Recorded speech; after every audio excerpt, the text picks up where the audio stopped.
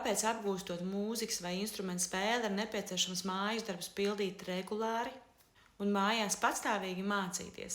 15 gadu laikā esmu novērojis savus audzēkņus un pēc koncertiem, ieskaitēm vai eksāmeniem veicu viņu pašanalīzi. Nākamajā nodarbībā, jeb stundā, es viņu vienmēr jautāju, kā tu jūties, kad tev bija jāspēlē koncertā, ieskaitē vai eksāmenā? Kā tu jūties pirms tam? Kā tu jūties tajā brīdī, kad tu spēlēji, un kā tu jūties pēc tam? Kas tavuprāt tev sanāca? Kas tavuprāt tev nesanāca? Kā tev šķiet, vai tu pietiekami daudz mājās mācījies? Vai tu esi apmierināts ar esošo rezultātu? Vai tu apmierināts esi ar esošo atzīmi? Vai tu saproti, kāpēc tev ir tāda atzīme? Ko mēs varētu uzlabot, ko mēs varētu darīt labāk, lai tavs sniegums būtu labāks? Vai tev patīk tavi skaņdarbi, kurus tu spēlēji?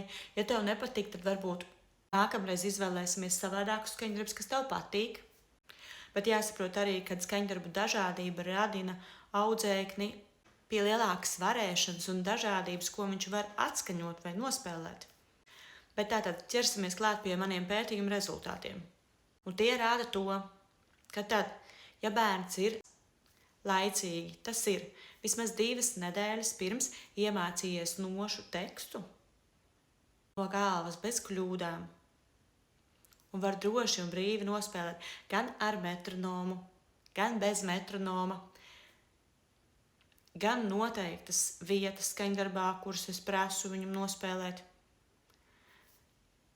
Tad šis audzēknis, ja arī tajā brīdī izejot uz skatuves, viņam ir stress, viņš principā vienmēr nospēlēs diezgan labi, un viņš pats no tā gūs prieku.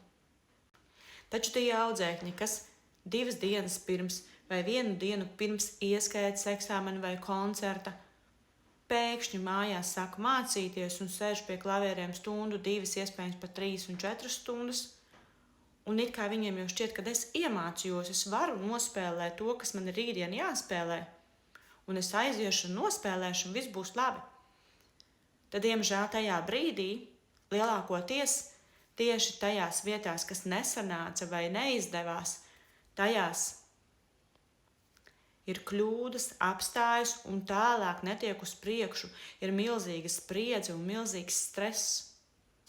Protams, es uzskatu, ka arī nedaudz neliels stresiņš dod tādu adrenalīnu sajūtu uz skatuves, un ka tu iemācies tam tikt pāri un pārvar tajā brīdī, kad tu sāc spēlēt un saproti, man taču viss sanāk, tad tu tiešām gūsti ļoti lielu prieku un gandarījumu pats par sevi. Lai visiem izdodas attīstīt un pilnveidot savas spējas, un galvenais to darīt ar prieku.